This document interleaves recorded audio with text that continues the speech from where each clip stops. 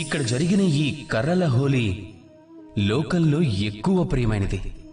కేవలం ఇందుకే కాదు, ఇది నాది ఇంకా రాధ యొక్క ఈ గోకులంలో సగంలోనే మిగిలిపోయిన ఒక ప్రేమ కథ.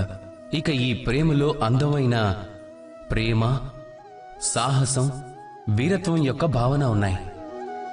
గోపికలు గోపాలకులతో హోలీ మాత్రమే ఆడాలి అని అనుకోవడం లేదు. ఈ గోపాలకులు మరొక వైపు ఇంకొక నిర్ణయాన్ని తీసుకున్నారు. హోలీ యొక్క ఈ పండుగ మేము ఇవాళ మా ప్రేమతో కలిసే ఆడుతాము అని, లేకపోతే ఎక్కడికి వెళ్లేది లేదు అని. ఇప్పుడు గోపికల చేతిలో ఈ కర్రలు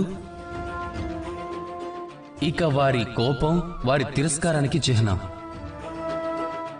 ఇంకొక వైపు గోపాలకుల చేతిలో ఈ కవచం వారి అచంచలమైన సంకల్పానికి ప్రతీక.